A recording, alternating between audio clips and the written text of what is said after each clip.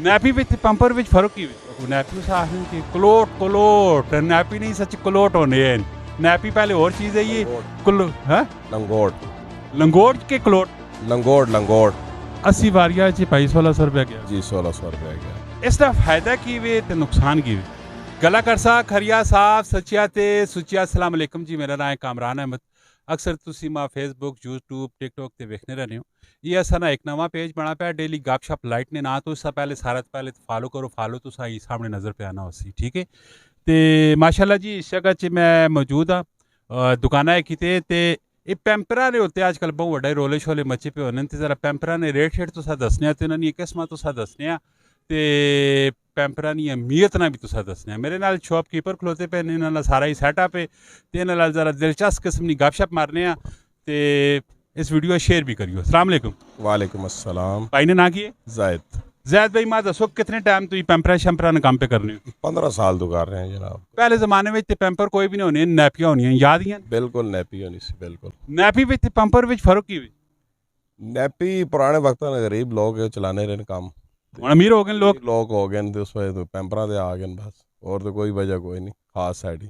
मेरे ख्याल च तुसा हो गया मैं हो गया ठीक है जेडे वड वडेरे ने इन सारे की नाम नैपिया ने होती गुजर बसर की पे ए जो ही ना ते पैंपर जेडे आए पे ते पैंपर ना एक पूरा एक जड़ा बंडल जाई जड़ा पे पे ये तकरीबन कितना ना उसी ये 1600 रुपये ना सेल करने पे 1600 रुपये विच कितने पैंपर होने ये 80 पीस ने 80 वारिया च भाई 1600 रुपया गया जी 1600 रुपया गया। एक पैंपर कितना पे आ गया एक पैंपर तकरीबन 18 रुपये ना पैना है 18 रुपये ना एक पैंपर पहना है इसका फायदा की वे ते नुकसान की वे फायदा भी है तो नुकसान भी है ने पैसे ना ज़्यादा वे अगर इस्तेमाल करो लोग तो मतलब इस नैपी भी इस्तेमाल हो सकनी है लेकिन लोग हम अपनी सहूलत से पैंपर यूज़ कर रहे हैं इससे मतलब ज़रा बच्चे मतलब सुकून है नैपी का जड़ा जेडे लोग इस्तेमाल करने नैपी उस आखने की कलोट कलोट नैपी नहीं सच कलोट होने हैं नैपी पहले और चीज़ है ये लंगोट लंगोट के कलोट लंगोट लंगोट अच्छा लंगोट के कलोट जरा वाजा तुसी कमेंट ने विच काट दियो वो वाले होने हैं ते अच्छा ये हुन पैंपर सही इनके लंगोट सही इनके कलोट सही लंगोट तो बड़ी अच्छी चीज़ है ना वो पूरी शीट है प्लास्टिक शीट होनी है उस नाल मतलब बच्चे बंद देने बगम उसकी कोई टेंशन नहीं होनी बिल्कुल ये ऐसे जी गला पे करना है घर बावा भैन बैठ के मेरे ख्याल चो ना असन गला समझ के आनिया सुनो तो बस अपने पैसे ना ज़्यादा ना करा करो थोड़ा जहा खास ख्याल करा करो बच्चों की इसे तरह भी खास ख्याल करा करो क्योंकि बस दफ़ा ना उन्होंने जी टंगा शंगा होनिया लासड़ भी नहीं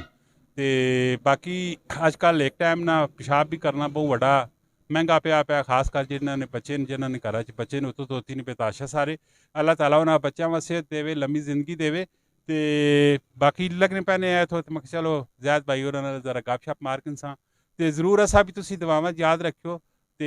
इंशाल्लाह इसी तरह दी दिलचस्प किस्म दी वीडियो आनिया रहनियां गपशप असीं तुस लाने रहने मिलने नेक्स्ट वीडियो अपना बहुत सारा ख्याल रखियो फी अमान अल्लाह।